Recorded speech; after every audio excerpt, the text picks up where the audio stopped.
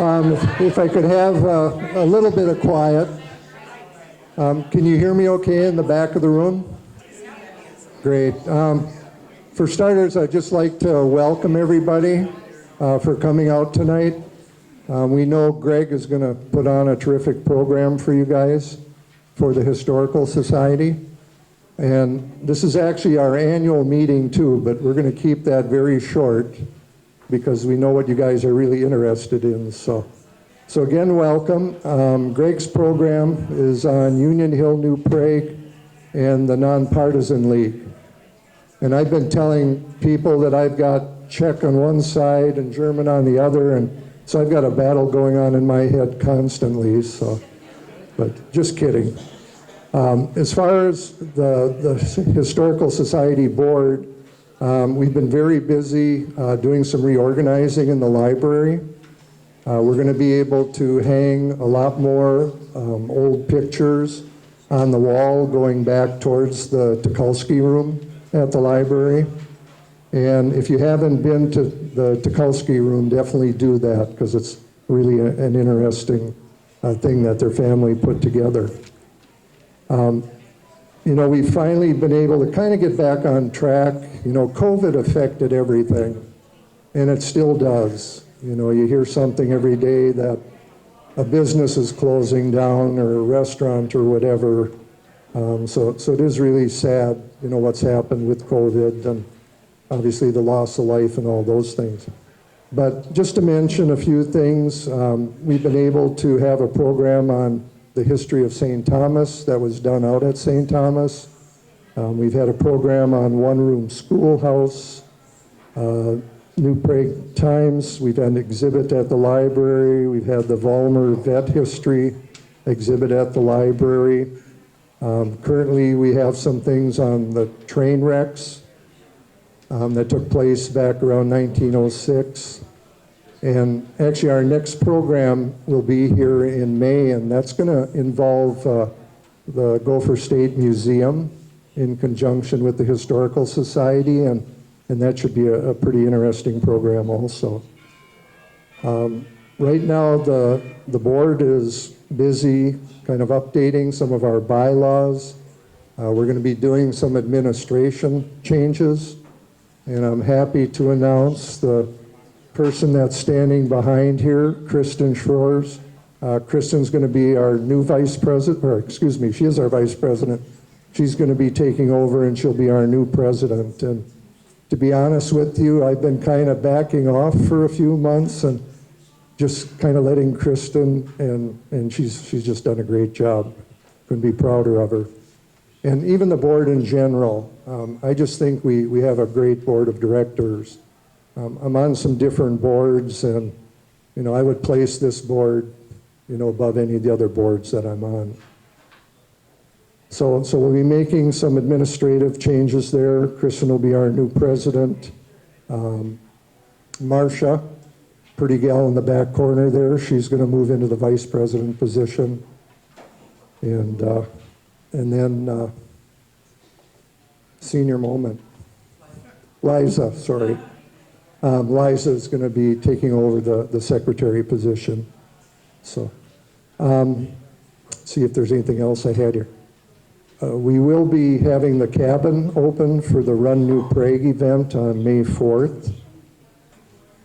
And, well, the other thing I was going to mention, last year we had a great winter warmer event that I know a lot of you came to, and it was really successful for us. And so we've been talking about possibly doing that on a 2-year calendar, maybe every other year or so. So again, I just want to thank everybody for being here, and I'm going to turn it over to Kristen for a few minutes. Hi everyone, again, as Fred said, thank you all for coming out today. This is a fantastic event. It's always wonderful to have events where there's a packed crowd, and we're really excited for Greg's presentation today.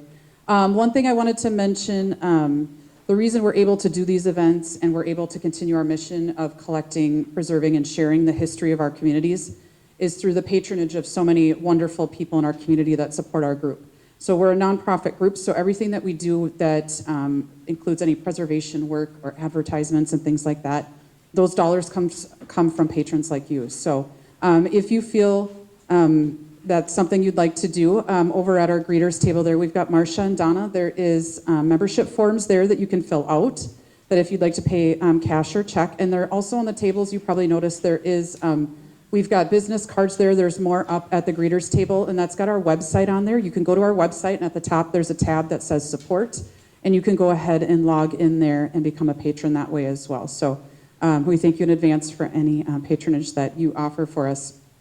Also on our website, we've mentioned before, we do a lot of work on social media. So we're Facebook, Instagram. We try and post at least once a week, and we just share the different photos we come across, history of New Prague, lots of different tidbits, but a lot of people have mentioned that they don't use social media. So we've added our social media feed to our website. So if you go to www.npareahistory.com, which is on those business cards at the table as well, if you'd like to take one home with you, you can scroll down to the bottom of the page and you'll see our social media feeds, so that way you can still keep up to date with some of those neat historic things that we're sharing on our social media. As Fred mentioned earlier, May 22nd will be our next event here also at Giesenbroy, and that will be the event we're partnering with Gopher State Railway Museum. And Dennis Dvorak will also be speaking on the 1906 train wreck that happened here in New Prague, where several people were killed. So keep that in the back of your mind. Again, follow us on social medias. Also on our website, if you scroll to the bottom of the page and hit subscribe, we send a newsletter before every event, so that way you'll get that in your inbox, and then you'll be kept up to date with those things that we have going on. Our log cabin in the park, if you have not been to it, that's an exciting place to be. It's open May 4th for the Run New Prague event from 10:30 to 12:30, so go ahead, come on out and check us out that day as well. And also, we are planning a garden tour for this July. That's a tentative time frame there, but we're looking for people that are gardeners, people that got really neat, fun. It could be a vegetable garden, it can be a flower garden. Also, if there's any men that have, or women that have fun, neat, antique, collectible, those type of things that they display, come up to one of us here that are wearing these khaki shirts today. Just let us know what you have going on, or go up to the greeters table there.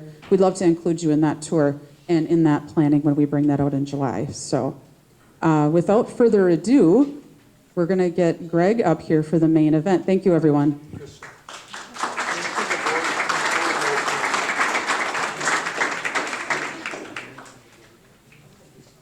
I'm sorry, one thing I forgot to mention. On our board here, we do have an open board position. So if anybody is interested, if you love history and you want to be a part of this group, we usually meet about once a month. We've got different committees and groups, and obviously events like this that you could be a part of.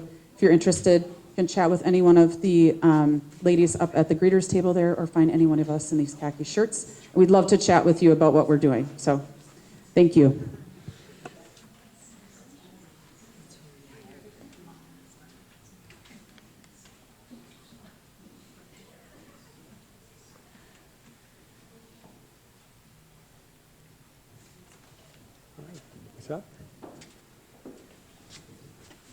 All right, can you hear me all right?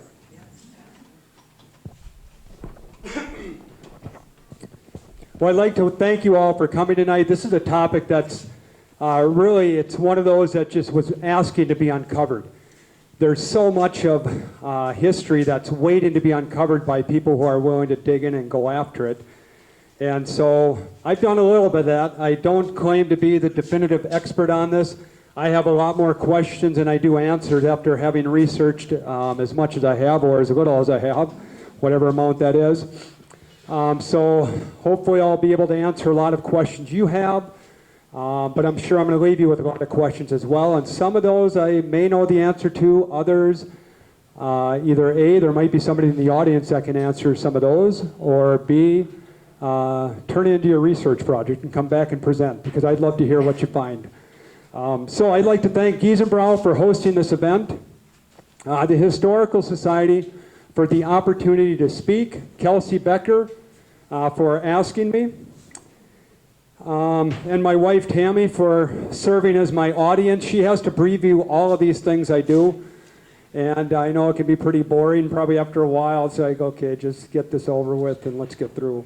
But for those of you that don't know me, I'm Greg Tukalski. I taught at the high school for 33 years, thank you, in social studies, I taught Minnesota history for about 18 of those years, and that's really where my love for the local history came in, and I could really tie it into the Minnesota history. So I want to give you a little background before we get into the good stuff, controversial stuff. I want to give you a little bit of background about what was going on in this area early on. So when the first settlers came to this area in the late 1850s, they were primarily subsistence farmers, meaning they were here to survive. They grew enough potatoes, wheat, honey, maple sap. They grew enough or raised enough livestock to survive, and that was it. With the arrival of the railroad and some technologies in flour milling and farming, things changed. And that was by about 1880. And so just to give you a frame of reference, in 1860, the average farmer in Lanesburg Township, which would be south of Main Street, grew about 10 bushels of wheat per year. Okay, that'd be enough to make it, to feed your family with the flour that was produced from that. 10 bushels of wheat. By 1880, the average farmer in Lanesburg Township was producing, I'm sorry, lost my train of thought here. I saw something made me think of. We had some guys come in tonight with pitchforks. I had to turn them away. They were here to cause some trouble. So I confiscated their weapons and kind of serve as a cautionary tale for a lot of you who might be thinking things. Before we get going, I want you to look around and make sure there's nobody in this audience that is suspicious. You know, somebody may have tried to walk in with a Nonpartisan League button, or maybe they have a pitchfork, check under the table. If you see anybody with any of that, please let me know. Well, sir, hey, can I get that from you? I want to see what that says. And your name, sir?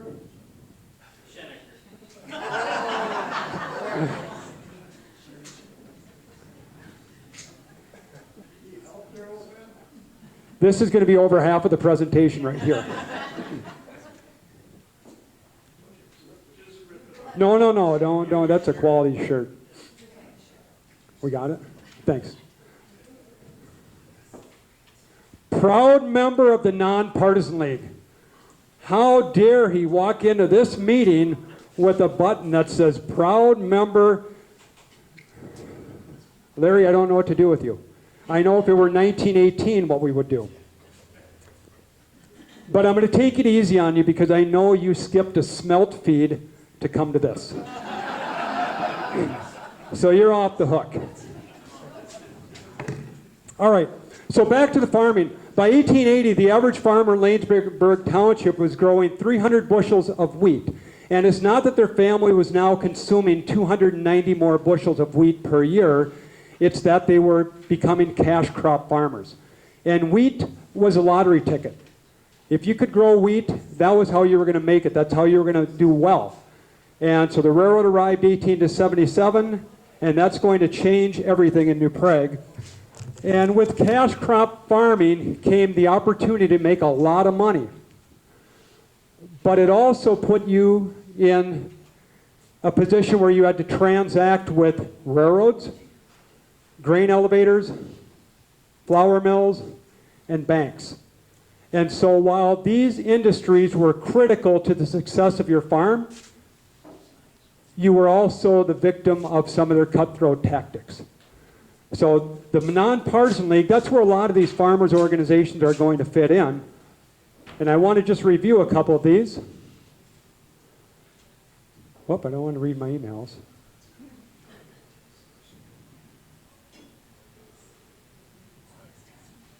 Can we still see it? Okay. All right. So this photo, before I begin, this is I'm still looking for a used boat. All right, hang on. I don't know what happened here. Hang on one second. I think and let me know if that works.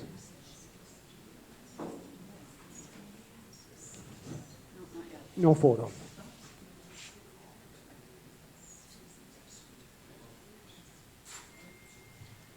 Okay.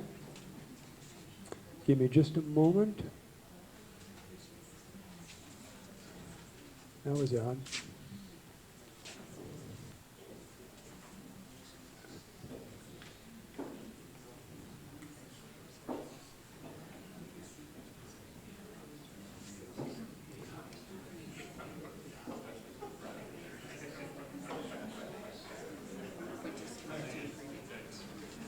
From here?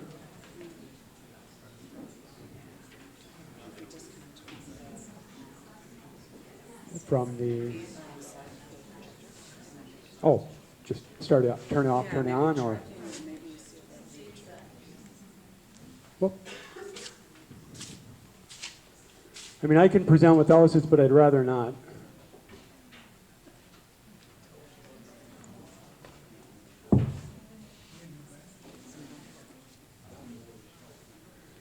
While I'm doing this, you guys think about what you want to do with Larry. We're going to let him sit in that corner. What's that? What's that? Tar. Well, we'll talk about that briefly. Shortly, I should say here. Are we getting anything? It's warming up. Okay.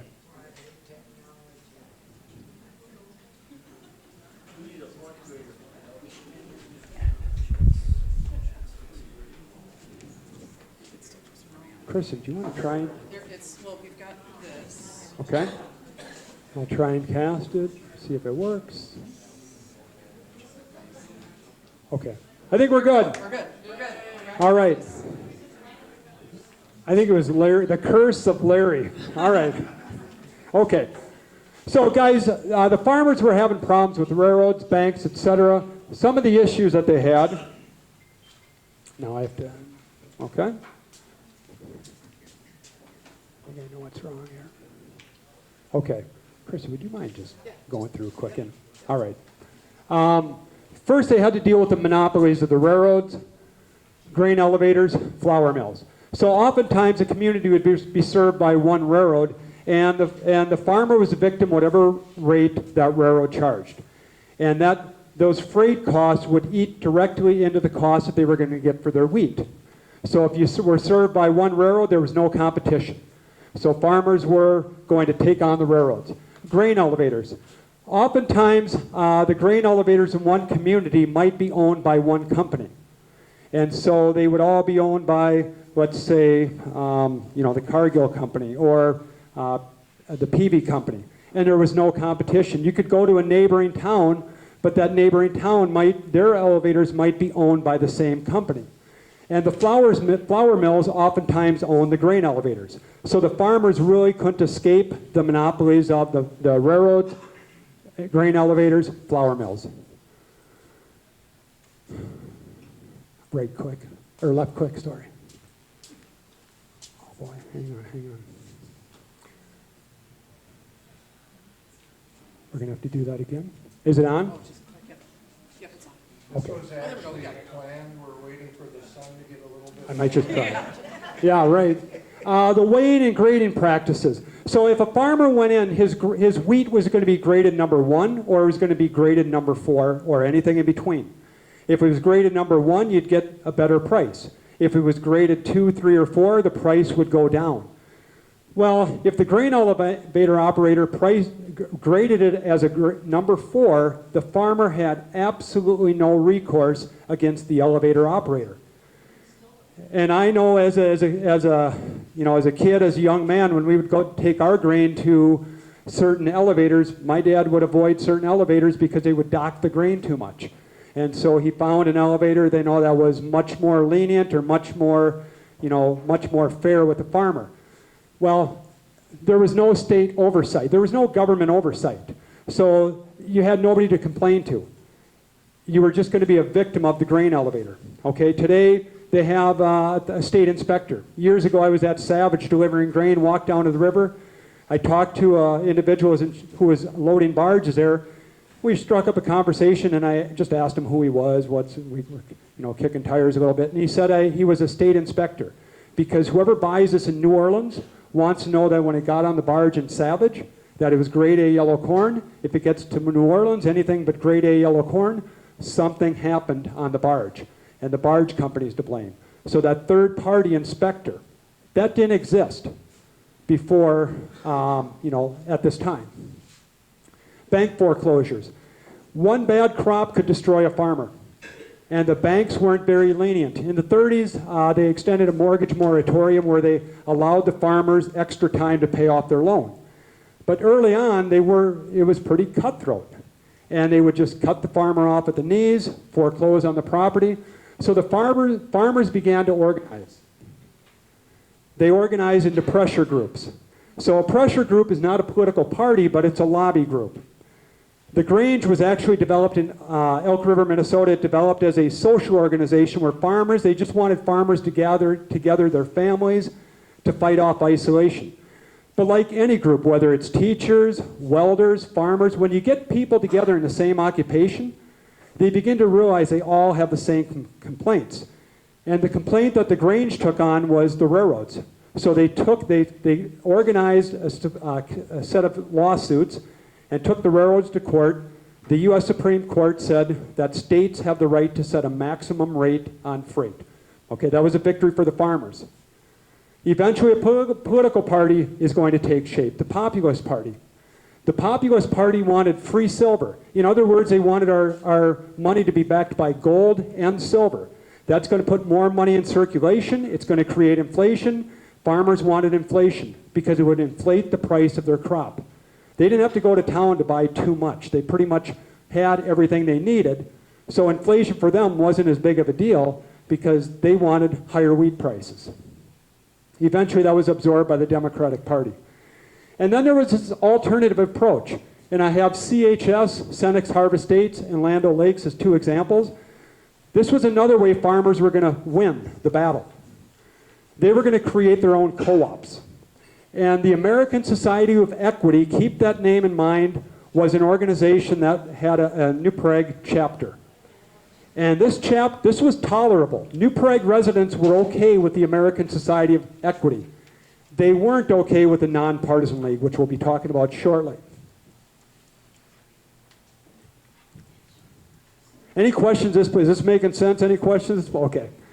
So the Nonpartisan League was formed, and it was formed as a pressure group.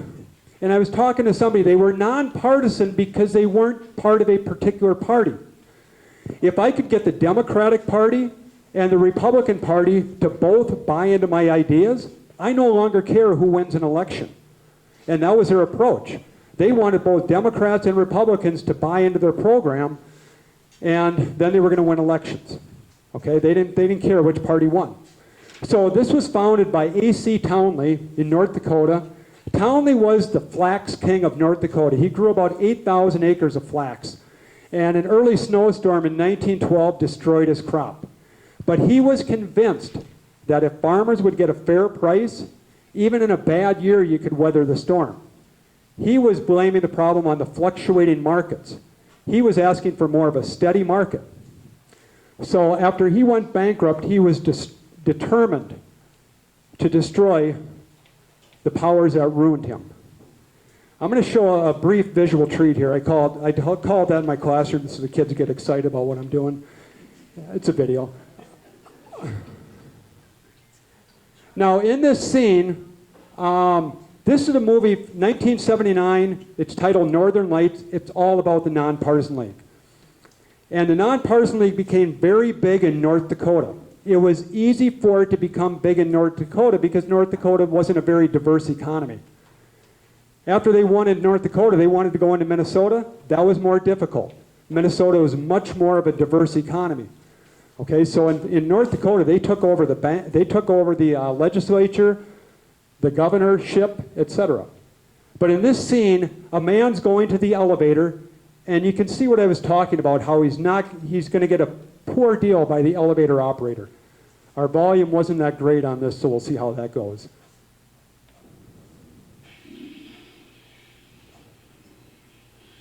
This is the right video, don't worry. Yeah. It's where it starts. Where the video starts.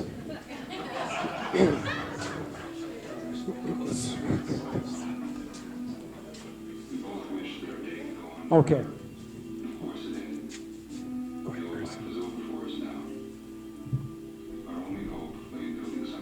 So this is where the part that I want you to watch, right here.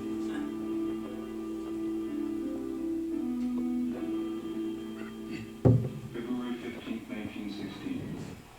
The price of wheat finally went up to $1.12 a bushel, so John came up to Crosby to sell. It looked like his waiting tactics had finally paid off. I came up from Wild Rose to help him with the elevator, but the roads were bad and I got in late.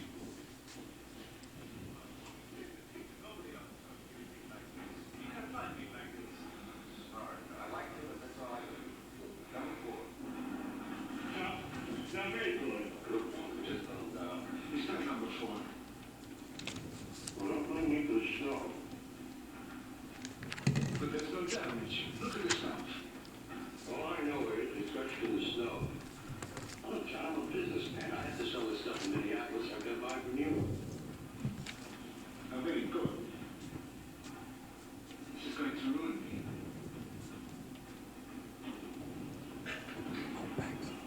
We're going to leave it. Oh, come on, look at it, goddammit! This is #1 North Dakota RP! Easy. Easy. I checked every factory. That's beautiful meat, man.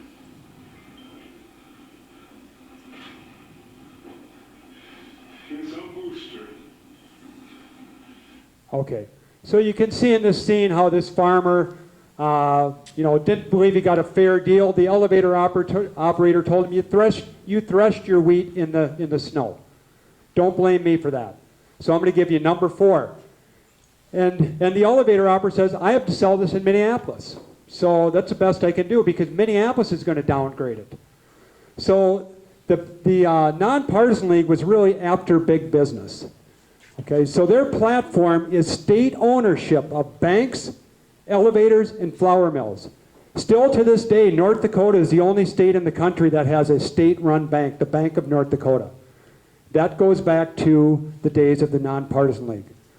If you ever bought Dakota-made flour, Dakota-made flour is a state-run elevator and flour mill in North Dakota. So North Dakota got taken over by the Nonpartisan League. Okay? They wanted state inspection of grain grading because they were concerned that they were getting ripped off. I always tell my students, when you go to a gas station and you put 2 gallons of fuel in your car, how do you know there's 2 gallons? You just trust them? I said, look, you'll see an inspection sticker. It means somebody's been out there from the state, they inspected it, whatever month it was, to calibrate those pumps. The farmers wanted the same thing. Okay, so this anti-big business stance is going to shape all league ideas. They are against big business. They believe that if the state took over the banks, elevators, flour mills, even the railroads, the farmers would have a better deal. So that kind of sets the stage for all that follows. Now in Minnesota, the league endorsed a few candidates. Generally, they were Republican candidates. Oh. Okay? So the league endorsed Charles Lindbergh Sr. Charles Lindbergh Sr. is the father of the flyer, Charles Lindbergh Jr. Charles Lindbergh Sr. was a congressman from Little Falls, Minnesota, and he ran for governor as a Republican. Now, the Republican primary, the weeks leading up to the Republican primary is where all of the intensity between New Prague and Union Hill is going to happen. It's in about a 5 or 6 week period that things just escalate out of control in this area. Lindbergh was going around with the state. He had just written a book, Why Your Country is at War. And his whole thesis in this idea is that the United States is at war because industry is engaged in profiteering. The longer we're in war, the more industry makes. He said we should conscript, if you want to conscript and draft the young boys to go off and fight, then you should conscript industry as well. You should take over industry and you should conscript their wealth.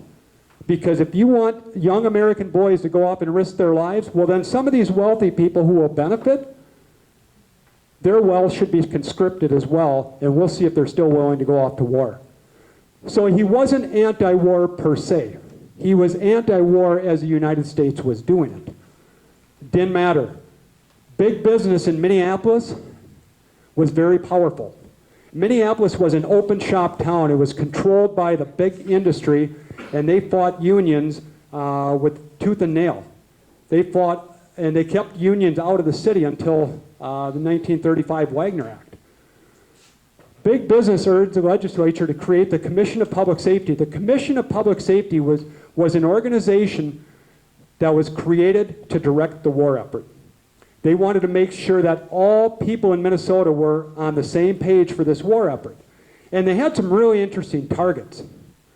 They targeted alcohol because they believed that if you drank beer, you're supporting the Germans, because German and beer are synonymous. So how dare you? And why are we here? I'm drinking water. They were concerned about productivity. We're off going to make the world safe for democracy, and we have a drunk workforce. We can't have it. We have to have our top productivity, and alcohol is getting in the way. In New Prague, there were issues with this. Francis Atherton Bean called John Bishop Ireland and said, "You got to do something about the sobriety of the workforce in this community." He said, "Because I'm having a tough time running a mill." They said, "Talk to the local priest." He said, "He's the problem." Conservation. Conservation means they wanted to conserve the alcohol, and it was a morality issue. How in the world can you make alcohol from wheat, corn, etc., when France and England, who are fighting the Germans, are demanding American agricultural goods? That seems kind of like an immoral question. So they targeted alcohol. Now this is kind of comical. I've done some research on like 60 counties in Minnesota went dry right during the war. Those that didn't go dry were targeted by the Commission of Public Safety. And the Commission of Public Safety said, okay, we cannot make you go dry, but here's what we can do. We can limit your hours. So get this. Saloons were able to be open from 9 a.m. to 5 p.m. in the counties that didn't already go dry. They had to close from 5 p.m. until 9 a.m. Okay, that was one of their targets. They curbed all union and nonpartisan league activity because they were Bolsheviks. The belief in the United States is that if you were part of a union, you were a communist. And we can't have it. Okay? If you're part of the Nonpartisan League, you are a socialist. I'm going to get this out before I stab myself. Would you mind? Just thank you. Okay? So the Nonpartisan League was branded. The Commission of Public Safety branded Lindbergh and the Nonpartisan League as disloyal. I'll come clean. I wouldn't say that. My personal opinion is I don't believe they were disloyal. I believe they were questioning some things. Okay, that's personal. You can have your own personal opinion. But the Commission of Public Safety branded it that way. And they were able, the businesses were able to flood the newspapers, get the editorials going, and communities that had once been opened their arms to the Nonpartisan League now locked the doors of city halls and other locations that they were going to let them speak at. And so they controlled the message. And they created this disloyal organization. Now, there were disloyal people within it. Okay, but the organization itself, actually a lot of their early speeches were regarding patriotism, and their patriotism was conscription of boys and men and conscription of wealth as well. Lindbergh was prohibited from speaking in 19 counties. Now, I want to make you aware of something, guys. I'm not going to go there, okay? I could, but I'm not. All right? It's just safer that way. I want you to think about this. The head of the Commission of Public Safety was Charles Lindbergh's opponent in the Republican primary, Joseph Burnquist. So Joseph Burnquist, the governor of Minnesota, was the head of the Commission of Public Safety. This was his political opponent. He was prohibited from speaking in 19 Minnesota counties. He was actually put in jail on the campaign trail on charges of sedition the week before the primary. Okay? And now if we go to, the league expanding out of North Dakota, after its success there, it moved its headquarters to St. Paul because they wanted to take on Minneapolis businesses head on. Okay, so they moved their headquarters out of North Dakota. And the League caught on with many of the state's farmers, including those farmers of Union Hill and the area. You know, I call this the Union Hill presentation, and it actually involved a lot of farmers from Lanesburg Township, Darien Township, Belle Plaine Township. Okay, it's just their meeting was held at the Union Hill School. Okay, and a lot of the farmers were from the immediate area of Union Hill. Some farmers belonged to both the Society of Equity and the Nonpartisan League. Again, this was tolerable in New Prague, this wasn't, and I'll explain why that is shortly. So New Prague saw this formation of the Nonpartisan League as an assault on patriotism. Okay, New Prague it's a town. It's capitalist is running the mill in New Prague, employed 150 people in New Prague with good wages. They were making about $900 a year at the time, the average mill employee. The average salary across the country was about $650 at the time. So they were doing pretty well. Okay? So they formed this Lincoln Club. The head of the Lincoln Club was Dr. Edward Everett Novak. If you know anything about New Prague history, this guy is the guy. He was a candidate for governor, state school board, on the Minnesota U of M Board of Regents. Had really, in my opinion, helped lead to the formation of CHART. Just did a lot of different things. This guy was phenomenal. So he was president of the state bank. If you want your reputation to be squeaky clean, you put Dr. Novak in charge. Okay? They published the names of the Liberty Loan purchasers in the New Prague Times Weekly. Okay, this was common, but it was a way of keeping everybody patriotic. That big flagpole that you see installed at the mill was installed during World War I. German class was discontinued at New Prague High School in 1917. Nobody signed up for it. Nobody wanted to take German because you didn't want to be, you know, labeled as the enemy. So this is setting the stage for a really interesting chapter in New Prague's history.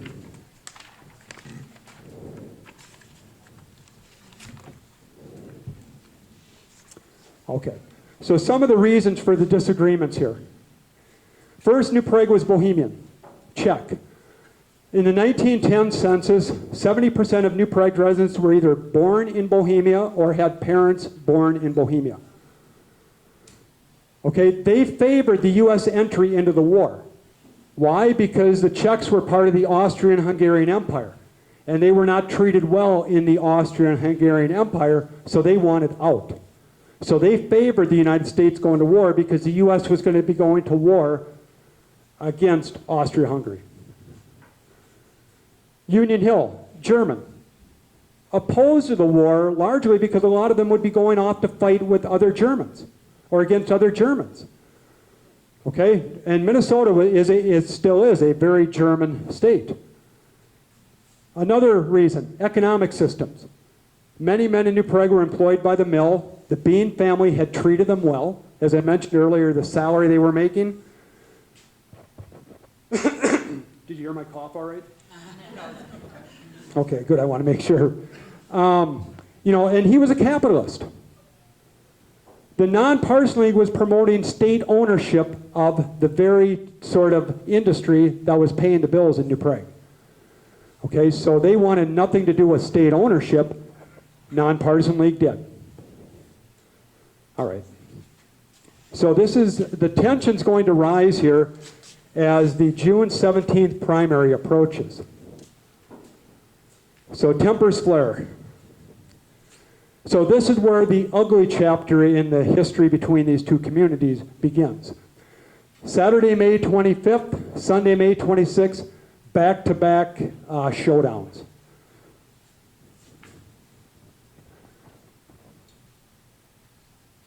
Okay, so the first event happens on Saturday afternoon. Governor Bernquist is expected to give a presentation in New Prague. The week before, they were estimating the crowd at to be 3,000 to 5,000 people in New Prague to hear Governor Bernquist speak. Well, William Robeck, who was a farmer who lived just outside of New Prague, was not at the meeting. Okay? He was the brother-in-law of the state Senate candidate who was endorsed by the League, John McKishka. And we'll talk about John McKishka here shortly. So Robick did not go to the meeting. He had a Nonpartisan League banner on his house, and he had a Lindbergh for governor banner on his house. That afternoon, someone had torn off the banner on his house. And Robick's wife had approached Tommy Suckamel. Now, Tommy Suckamel, I don't know the guy. He was a character. Whoa. Well, you'll remember that name. Okay? That evening, well, some words were exchanged between Suckamel and William Robick's wife. William Robick appeared, kind of helped dissolve the situation, walked away. That night, there was a Society of Equity meeting in the top floor of what would be the you guys know the Red Lion Saloon. I'm talking to the right audience, I think. Today, I think there's a consignment shop there. The Society of Equity was going to be meeting on the top floor. The bottom floor was Nikolai's Saloon. So I'm going to use names, and I guess that's what we're here to do, learn. Okay, it's 100 and whatever years later. So Robick enters the bar, Nikolai's Saloon. He's followed in by Tommy Suckamel, Frank Mance, and Frank Kohut. And they're asking him, hey, you weren't at Governor Burnquist's speech. We noticed you weren't there. Now, there was a Society of Equity meeting above, and he was going to be going to that, but he never got to that meeting. What happened was a pushing match started, and eventually Robick's Nonpartisan League button was ripped off his jacket. Okay, he was kicked. He was dragged out of the saloon. The bar owner shut the bar down. He said, everybody out. And on the way out, the plaintiff here, who we'll talk about later, William Robick, was kicked, punched. When he said by the time it was done, he was missing his watch, his money, his jacket, and I got to get my notes here, sorry. But they ordered him to kiss the American flag before they did all this to him. They produced an American flag. He kissed the American flag, and he said, this is my flag. It didn't matter to this crowd. They were already convinced. The next day, John McKishka is driving around New Prague, and he's a League-endorsed candidate. He has Nonpartisan League banners on his car. He has a pennant on his car. He has Lindbergh for governor banner on his car. He drives through the streets of New Prague, and a couple of the locals, I would imagine Tommy's there, tell him to take off the banners, or they'll take it off for him. I don't know if you could squeal your tires in a Model T, but he took off. Okay? And he made a circle around the block, came back, and still had everything on. That's when they decided they were going to jump in their car. And these New Prague guys jumped in their car, and a high-speed chase ensued at 15 miles per hour. The group pursued him and followed him to his farm 4 miles south of New Prague, right on the corner of the Montgomery and Lonsdale Road. Thank you, Tom Panasic, for a little information there on that. Now, McKishka, when they said Suckamel tore off the Lindbergh banner and the Nonpartisan League Bennett, and according to the New Prague Times, one of the members of the group said, let's hang the blankety-blank blank from that tree. Now, the night before, they had threatened to tar and feather William Robick. Just an FYI, we did have a tar and feathering in New Prague in 1916, so it wasn't unheard of. Now, McKishka grabs his revolver, and he fires 2 shots into the ground. The mob took off and returned to New Prague, and within hours, the sheriff showed up and arrested McKishka. So now you have McKishka in jail during his campaign. With the help of his 2 brothers, he posted bail of $2,000. Now, the Nonpartisan League had their statewide newsletter, They reported on the event, and their headline, the Nonpartisan League, read, "Town cowards have no stomach for farmers' brand of courage." As you may be thinking, Tommy's sort of a rabble-rouser.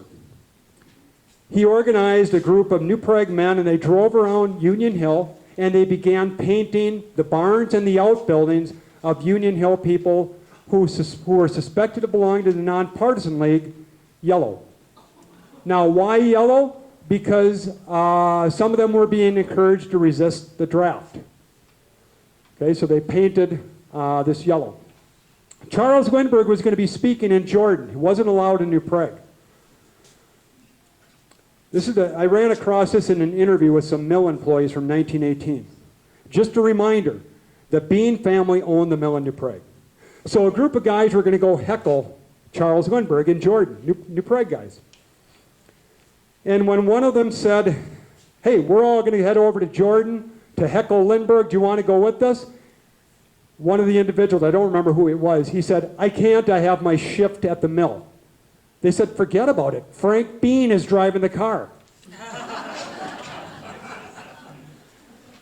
So it gives you an idea of how the family and the community felt about this organization.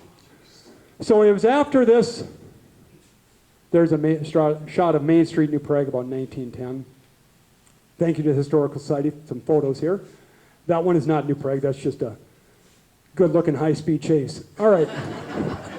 So here's a boycott. You guys have this at your table. I know I don't expect you to read this, but I'm going to read this out loud. And if I'm taking too long, you can do this, and I'll get the idea. Okay? You can grab your pitchfork and leave. All right. So different people. So if we look at the petition here, here are their whereas, their concerns right beneath where it says the petition. Different people who belong to the Nonpartisan League have been molested and insulted in businesses and on the street of New Prague. Another one was a Civil War veteran has been attacked for wearing the button and called pro-German. That's Peter Klinkhammer. We'll come back to him. People have been ordered to take off a Nonpartisan League button or have it forcibly removed. This is all happening in New Prague. A farmer belonging to the League has been mobbed in the city, William Robick. New Prague police have done nothing to stop this mistreatment. Police said they would not offer protection for anyone wearing the Nonpartisan League button.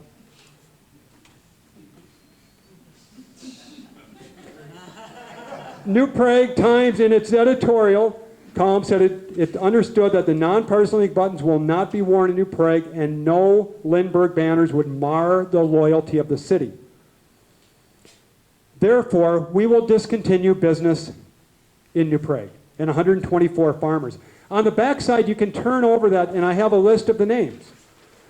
Okay, you should see some common themes there.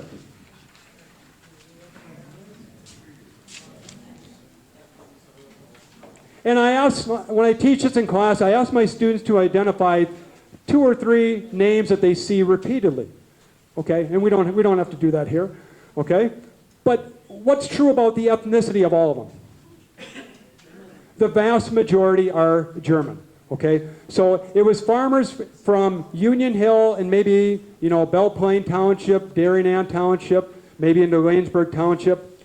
And then here was New Prague's response. If you look right beneath, excuse me one second, right beneath here in the middle column, they're talking about New Prague's response. And thank you. And I'm going to give you New Prague's response here.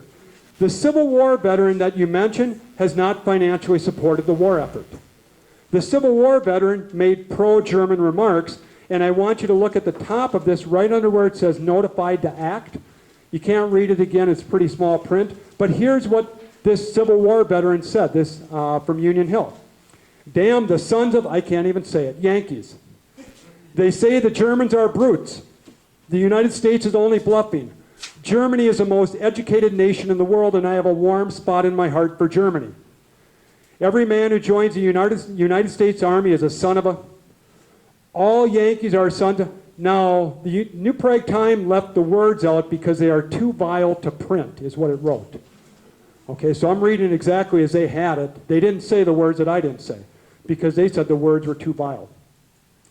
One of the petitioners said something awful is going to happen in New Prague, but was very elusive. This was New Prague's response. One member of the Nonpartisan League is under bond for assault with a dangerous weapon, John Mikishka. You speak of a league member who was mobbed by local citizens. He came to New Prague to start trouble. His name is not on your petition. Among your petitioners are Joseph Barton, a former representative, Joseph Bush. What have they done? New Prague will not be made disloyal by your threatened petition. This was a New Prague city business's response to the petition. Not very sympathetic. Okay? So, one of the final, this is all leading up to this June 17 primary, one of the final ploys of the Nonpartisan League was to stage auto caravans. So there was a caravan that was heading toward New Prague, and they were going to have Nonpartisan League banners on them, Lindbergh banners, U.S. flags, etc. And they warned the city of New Prague that if anybody tries to stop us, there's going to be trouble. So the night before the caravan was scheduled to arrive in New Prague, the Lincoln Club organized a parade. Okay?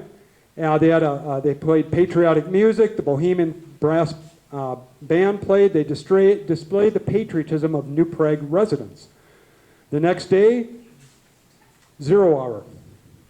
A political caravan of about 30 cars from western Le Sueur County and eastern Sibley County came into New Prague, and they were met by Police Chief Bielek on the west side of town. Okay? The chief said, you boys can turn around and go back where you came from. It was rumored that 3 of those cars turned around. The others remained. And for those that remained, in one of the articles I read, they put railroad ties in front of the caravan, railroad ties behind them, and as the New Prague Times wrote, the women were especially refractory. I had to look up refractory. Stubborn. Okay? A few of the cars, I'm going to start using them. A few of the cars drove off. With those that remained, they were trapped by the locals, and the New Prague Times said the New Prague residents presented them with ripe eggs and began hurling overripe fruit at the caravan. According to the article, the caravan made a hasty retreat. Now imagine, this is before social media. All right.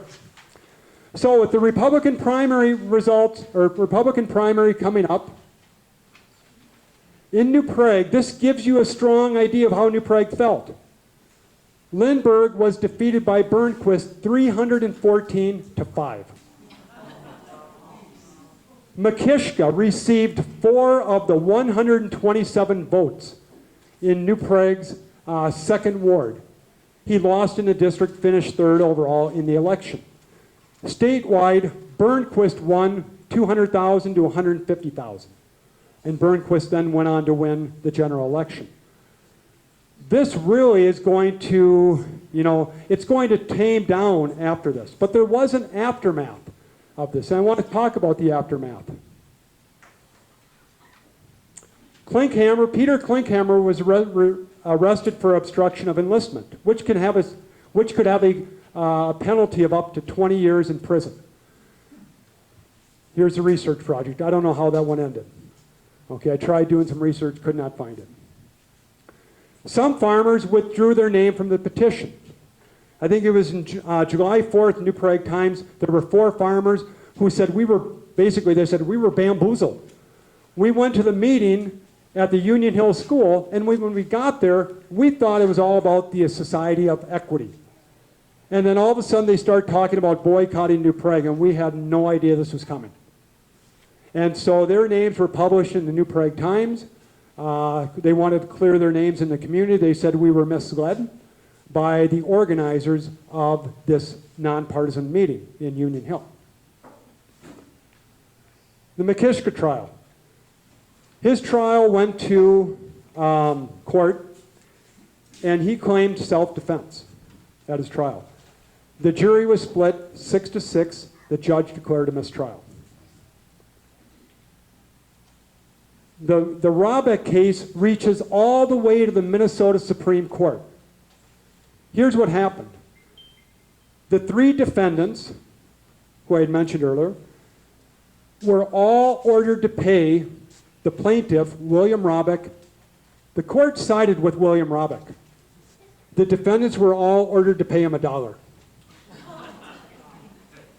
for kicking him, beating him up, stealing his stuff, and the humiliation.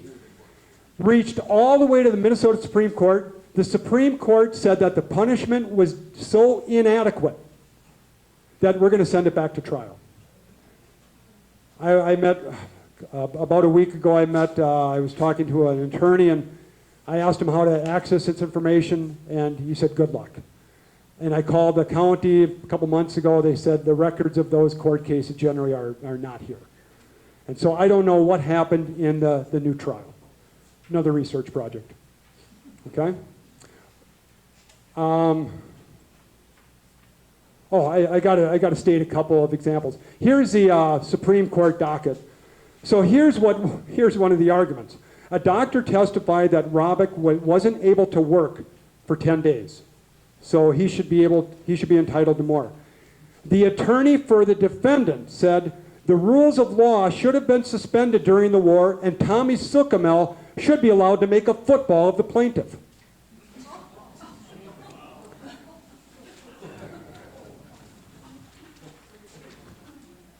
All right. Now, do we have any storytellers in the audience? Kelsey, or Kristen, do we have a mic?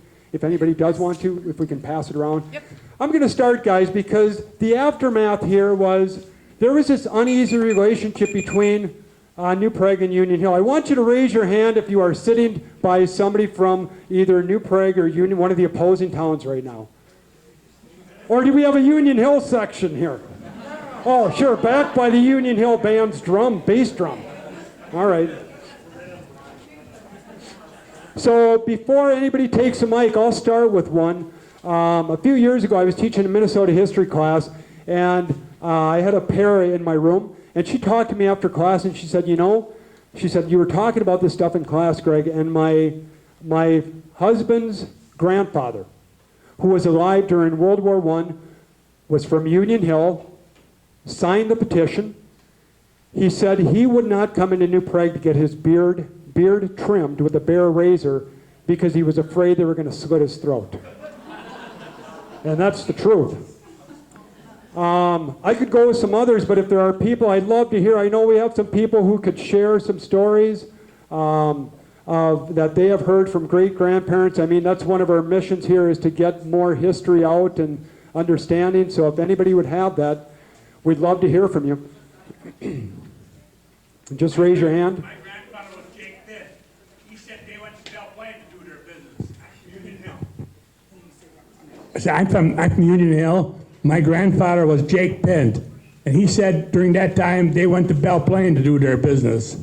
I can remember him telling me that. Your name, I'm sorry. Ron Pint. Ron, thanks, Ron. Hey, Ron, how long, I know somebody had asked me this, how long did that uneasiness go? I mean, how long were they shopping in New Belle Plaine instead? They said by World War II it was over with. But you 20 years of shopping in, and how much farther were you to go to Belle Plaine than New Prague? Well, but I suppose 8-10 miles further. Okay, all right. Thank you. Anything else that you can recall? Ron? Not really, no. Okay, thank you. Anybody else? Up here, Kristen. Thank you. Jim, we'll get the mic to you. Thank you. A footnote is Frank Robeck. I don't know what he would have been, what relationship he went into this Robeck, became a state senator about 2 decades later. Okay, okay. Now, Jim, you were in the Union Hill area. Do you remember people talking about this tension? I don't remember directly visiting with anybody that talked about this, but I remember my parents discussing it. And it created a number of hard feelings out there among the German people. And so they, some of them took sides in this issue, and it became, at some point in time there were some contentious issues that resulted.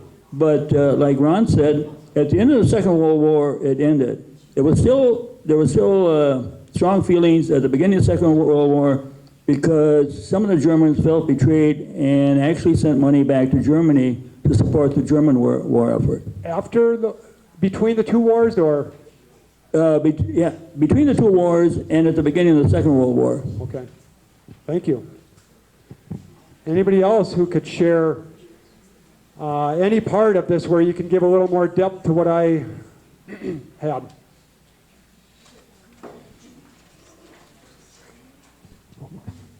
I was going to mention that some of that attitude between the Bohemians and the German community continued way into the 60s and 70s. My wife was senior citizen director in New Prague and had to referee card games at the senior citizen center. I think that what fueled a lot of this too was the anti-German sentiment, and the Jordan Independent newspaper fueled a lot of the World War I kind of the protection and the isolation of the German community.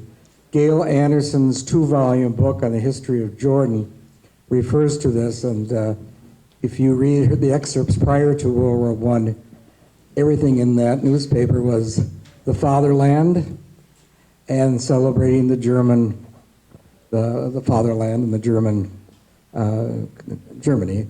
And once that World War I ended, then that rhetoric just abruptly changed.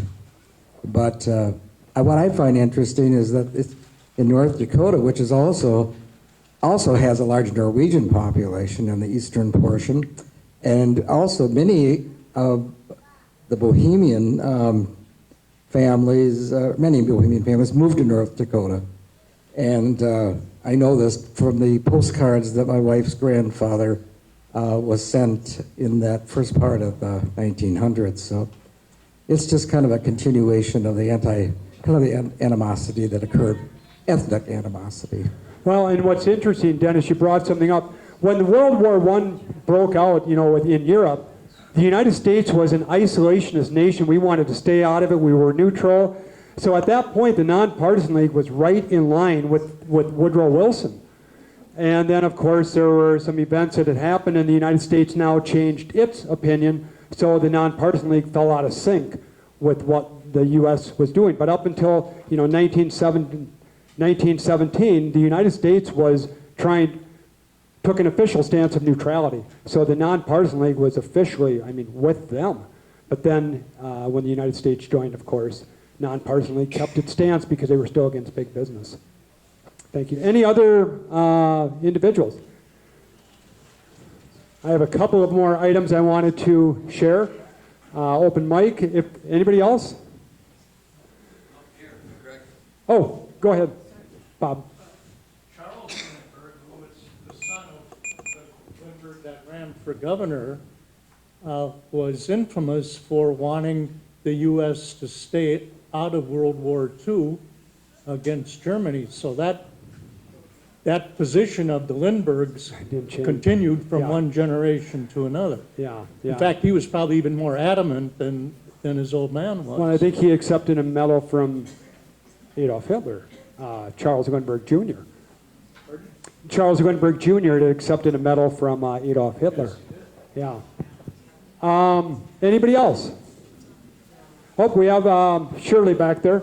Shirley Shainbauer. Thank you. These are great, guys. I'm learning a lot from this. Well, my father-in-law and mother-in-law, they always said it was a mixed marriage because it was a Shainbauer that married a Bush. And I didn't really think about it too much until now. But, he did go to St. Benedict School, and he learned German. He taught both languages. He was, 3 languages back then. So, and he was, on the farm. He was completely surrounded by Germans. And, yeah, I guess it was fine. But that was like 1920 when they got married. So I guess he got along just fine with the Germans. Yep. Thank you. Anybody else? Did we have the Bohemian rebuttal? All right. Okay, a couple of other things, guys, that I want to. So the League really failed because of the hyper-patriotism during World War II and this World War I, and this branding of them as being disloyal. The Nonpartisan League, its base became the founding of the Farmer Labor Party, which eventually became the Democratic Farmer Labor Party. Okay, in the 1940s it merged. But the first candidate that ran as a farmer labor person in Minnesota was in 1922, and they had a number of people win some statewide offices. Okay, a couple of other things that hurt the Nonpartisan League was that the commodity price during the war skyrocketed. So farmers weren't as concerned about commodity prices because they were doing pretty well during the war.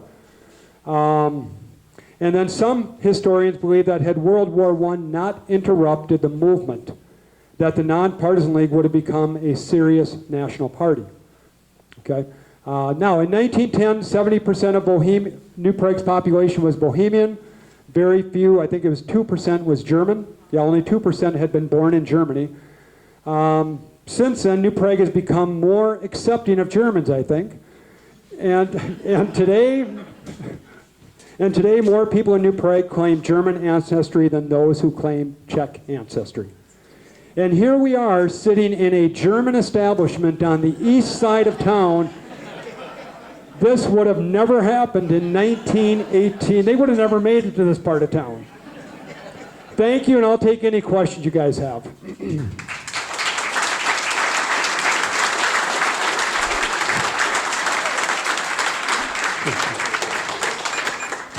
Are there any questions? You can raise your hand now if anybody's got any questions for Greg, and I can bring the microphone around.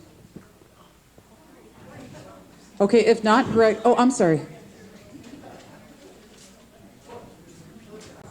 Wasn't Peter Klinkhammer a Civil War veteran? Yes, he was, Dennis. He was a Civil War veteran. Yes. Other questions?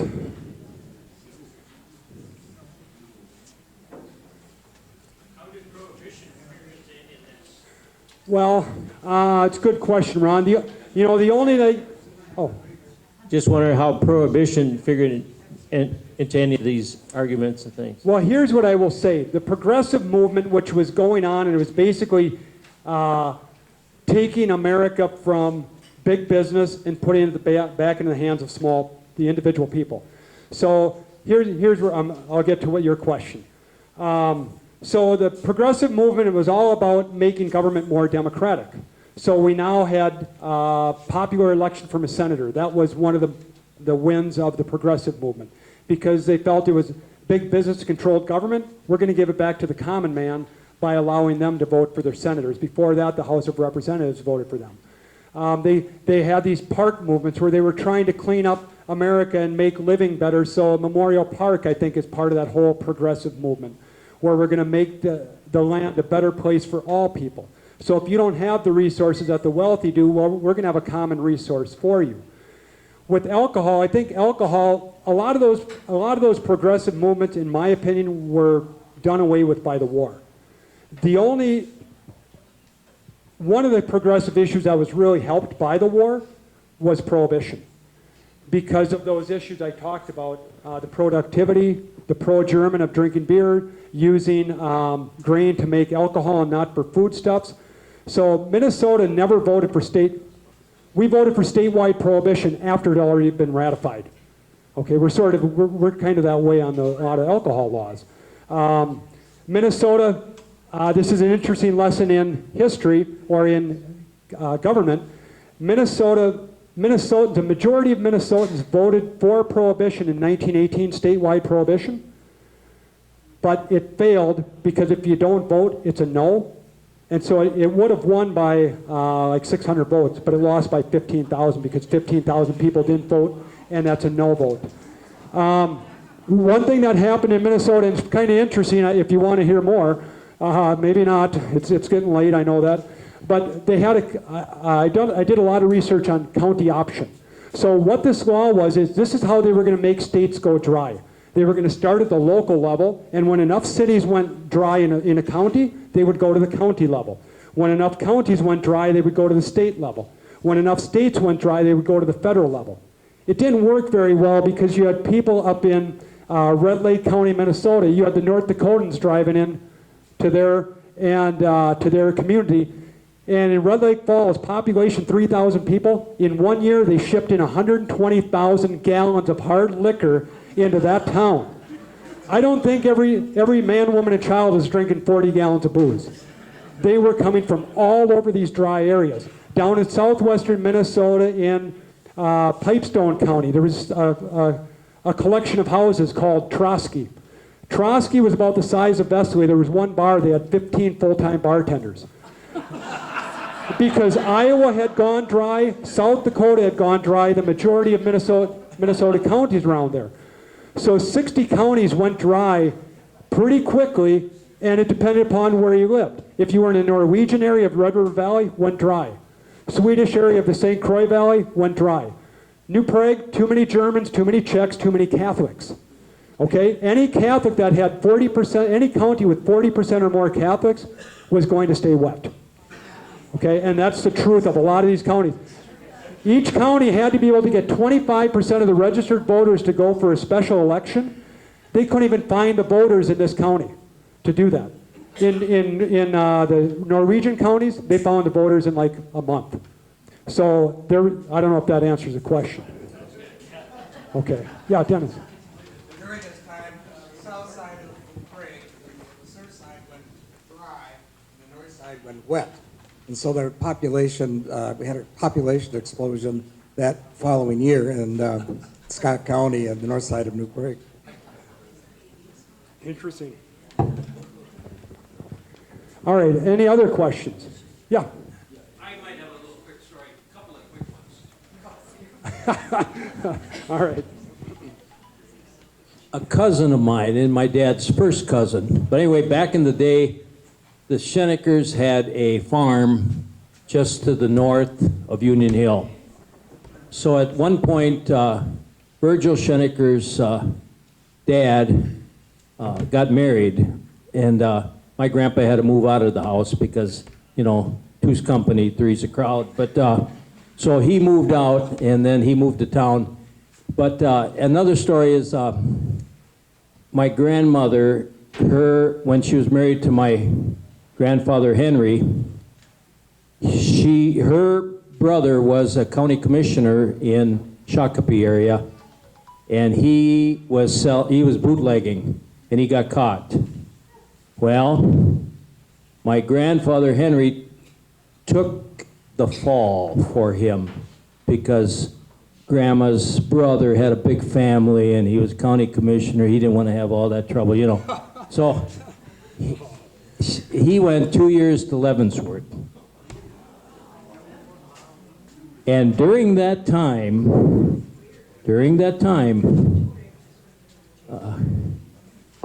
well, who?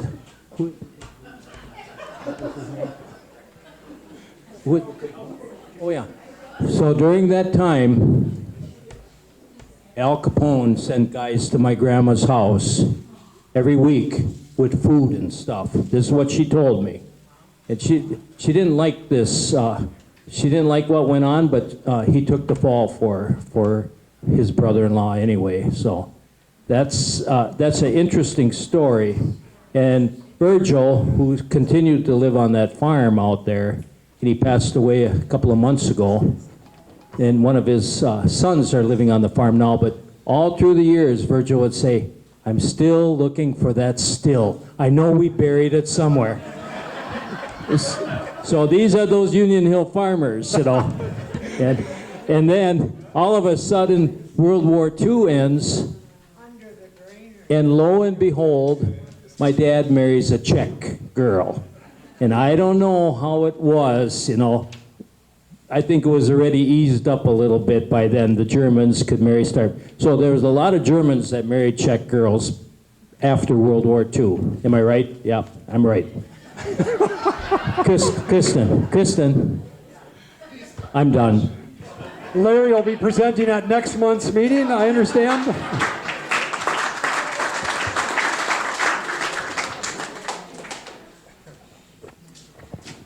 And a little selfless promotion here. I do some walking tours of New Prague, and I have the dates up there. We do have some of our books for sale, my wife Tammy and I, and half the proceeds go to the Historical Society. One's $20, the other's $10. But again, I'd like to thank all of you. I had a great time, and I'd like to thank all of you.